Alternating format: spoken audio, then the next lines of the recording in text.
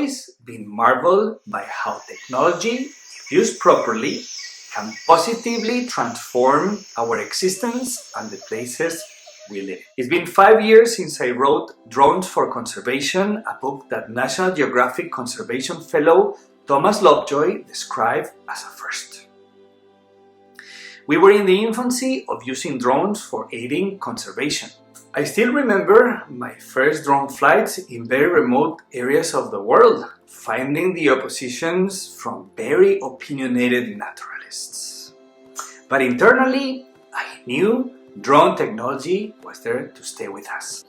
And the same way, like a hammer can be used to build or destroy, same applies to drones.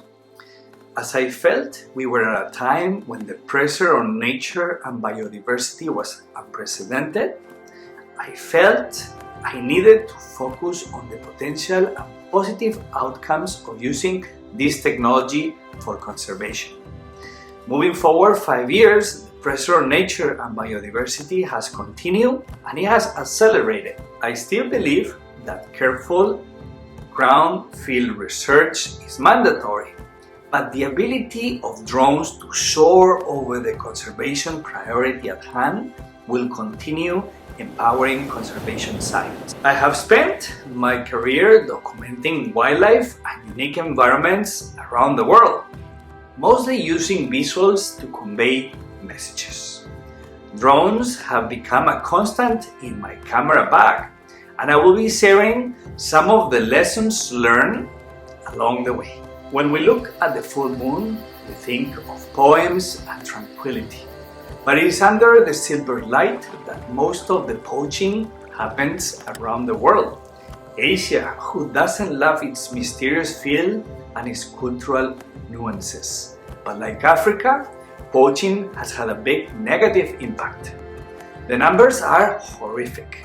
WWF talks about 20,000 African elephants being killed by poachers each year. And when it comes to rhinos, the poaching increased 9,000 times between 2007 and 2014. Illegal wildlife trade is the fourth biggest illegal trade in the world. I believe it was listening to Dr.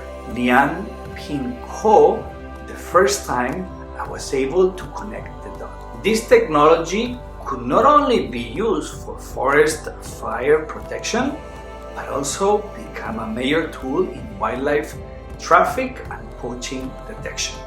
Today, drones with anti-poaching technology are assisting park rangers across the world, saving the lives of elephants, tigers, and gorillas.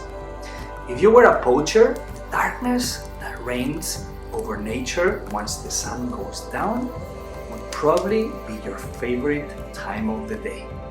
But thanks to the infrared and thermal imaging, relatively inexpensive, drone technology equipment can soar over hundreds of acres, providing live video. So how does it all work?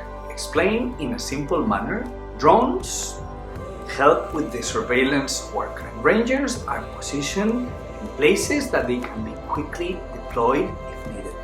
Infrared and thermal vision cameras installed on the drones can help spot the poachers from above.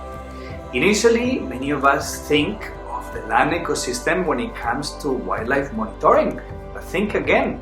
Drone technology can play an active role in vessel monitoring such as whaling ships. Since the time I researched my book Drones for Conservation, I've seen drone technology being used in many activities beyond anti-poaching. Let me list a few examples. Animal tracking, using radio tracker collars and triangulation. Nest surveys, species identification, camera trap image retrieval, animal counting, migrating tracking, habitat management, and perimeter assessment. There are so many uses that I could stand this video forever talking about each one. But I feel it will be much more valuable for you that you're watching this video that I share some of the lessons and the challenges that experts that I have spoken with have accumulated over their careers. Obtaining aerial imagery allows unlimited retrospective analysis, which is not possible with ground counts. Population monitoring using drones has the potential to cause less disturbance and be more economical than ground counting, especially in remote environments where site time or traditional techniques are costly. The use of drones has great potential for understanding the dynamics of the coastal zone. It's very helpful when interpreting the satellite imagery and validating the derived classification. When working in remote locations, carry a system that every piece of technology and support necessary to conduct a full day of field operations can be easily carried by a single person through rough terrain. Patience is a virtue when it comes to using drones for conservation. Many hands are needed, in most cases, to bring projects to a good end.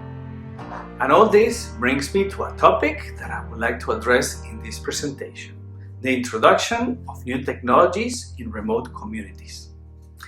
I have spent years reflecting on how tools, drones in this case, can solve problems.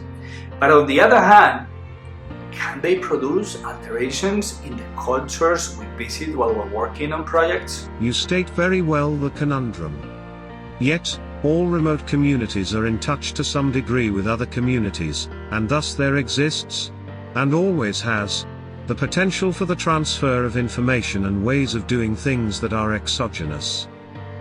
No community is without a history of getting where it is today.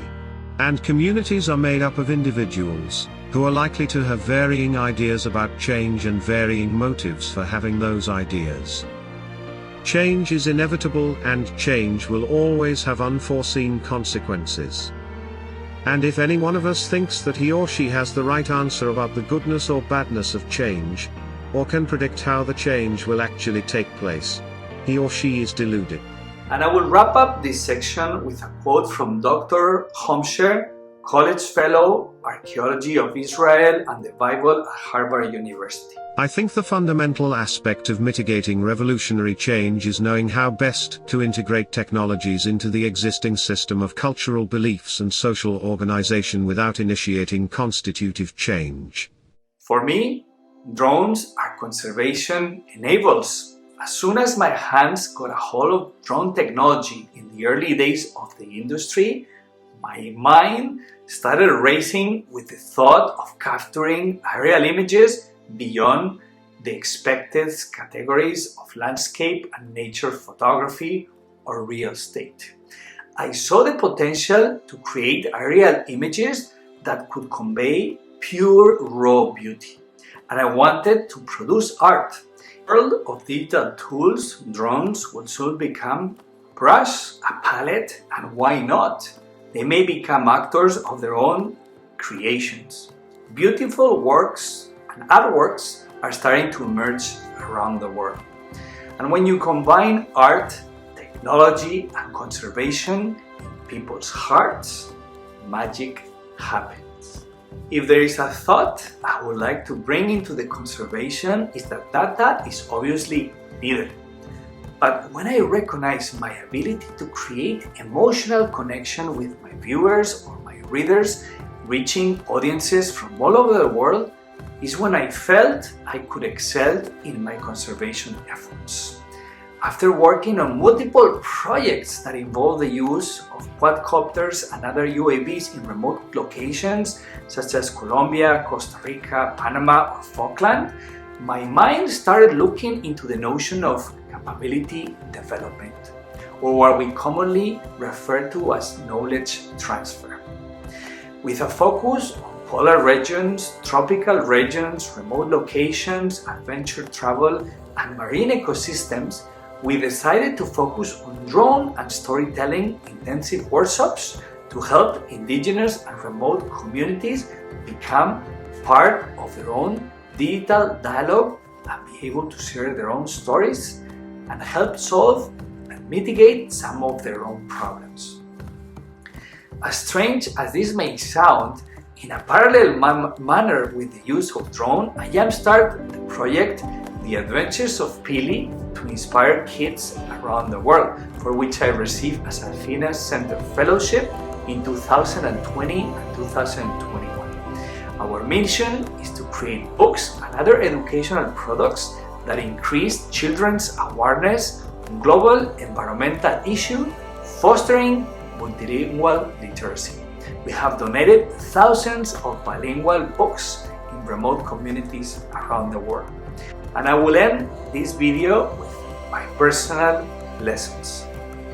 It is key to cultivate the right networks and relationships. We don't work on, we work with, and that is key. Remember, all communities are different. They have their own specific characteristics with significant variation. Remember to involve all community members, and not only in the implementation, but also in the planning portion. Families are normally strong networks in these kind of communities. Take advantage of pre-existing networks within the community, such as activities and social events. Never underestimate indigenous knowledge. That unique knowledge, unique to a culture or society, such as local knowledge, folk knowledge, people's knowledge, traditional wisdom, traditional science, or whatever you want to call it. This knowledge is passed generation to generation, so try to identify opportunities for integrating relevant aspects of the indigenous knowledge and approaches to teaching and learning. And one last thing, no matter what you do in life, never stop dreaming.